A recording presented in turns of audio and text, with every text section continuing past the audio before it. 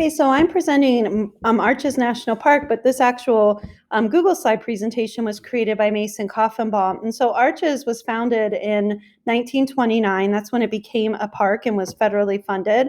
And here is the most famous park in the Arch called Delicate Arch. Look at that side right there. Looks very delicate. But here's where Arches National Park is in the U.S. It's right here in kind of central Utah. And this is what you see when you drive around the park. So check that out and just wonder, I wonder if those are igneous, sedimentary, or metamorphic rocks. And there's that delicate arch again. Notice this big cliff at the edge. And then this arch is a well-known one called Landscape Arch because it's the widest arch in the park. So hopefully at this point, when you see these landscapes, you're like, well, how do these arches form? And Mason did a really good job explaining it. So 300 million years ago, so that would be the 6-yard line near today end zone, there were huge amounts of salt water from an ocean being there. So salt was deposited on the ocean floor. Then that lifted up through plate tectonics, plates pushing an uplift, and then rivers were running through and sand got deposited on top of the salt. So imagine this, thick salt, sand on top. So if you were thinking sedimentary sandstone, you were right. So the sandstone is on top of the salt, and the mass of it on top started to liquefy the salt under, which caused it to buckle and shift and make faults. So he put in this diagram. So right, this is all the sandstone. There would have been salt under. See the fault lines? Okay, then what happened next to get us to arches? Here's the story. Water, liquid water, fell inside of those cracks. And also it can just absorb in the empty spaces between sand grains and the sandstone. And so you had the water freezing. And if you've ever noticed, when you fill up an ice cube tray, the level's higher once it's frozen. Water naturally expands when it freezes. Then it contracts when it thaws. And that's what happens here. These arches are formed from frost wedging, it's called, the repeated contracting and expanding because of the freezing water. So notice the people in this picture too, to give you a sense of scale. Okay, so here we've got the fault lines from where the salt liquefied, and then of course the freezing and thawing causing the arches. Now Mason connected this to our learning, and that's not a fake picture, that's really how the sky looks there, but his connection is about water erosion, and he specifically mentioned in class stream tables a bit.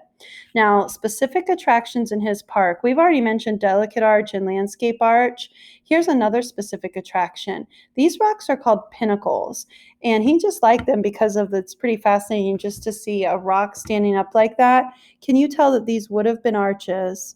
And these pinnacles are the side walls of the arch after the top has collapsed. Now, this next attraction here is called Devil's Canyon. He wondered why, because it doesn't look so devilish.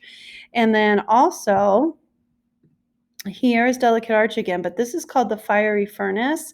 And when he says it's a cave, he's a little off on that. That's really a canyon. So lots of good attractions. Plant life. This tells us about the biome. We've got cacti, purple sage, and greasewood. So when you look at this, there's not nearly as much precipitation as we have here. This is a desert biome. Friendly creatures, mule deer that can save up a lot of water.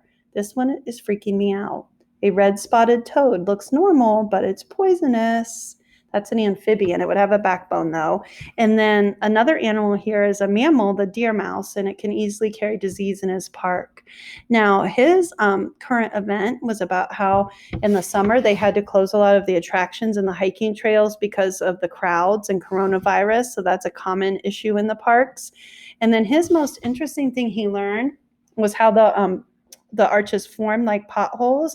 And then he said this out loud in class. He just forgot to type it. If he went to the park, the thing he'd want to most see or do, he wants to go to, let me show it to you. He most wants to go here, wrong thing, to the Devil's Canyon because he would like to hike right along that waterway. Okay, so your next step now is to fill out the presentation chart. So when we go to the presentation chart, the first thing that you're going to do with that is you're going to say his name, so Mason, M-A-S-O-N, and this is Arches in Utah. And the dominant force from the choice bank is for sure frost wedging, which is also known as freezing and thawing. And then you're deciding how you want to rank the park. If this is a park you really want to go to, it's a 10. If you absolutely hated it for some odd reason, it'd be a 1. Maybe you're somewhere in between. And then put a picture of the attraction you'd most like to visit. Maybe it's this one, which is called Balanced Rock, or maybe it's Delicate Arch or Landscape Arch, or maybe you're like Mason and you would like to see Devil's Canyon or the Pinnacles. Okay, so make sure you complete that presentation chart before you're done with this lesson.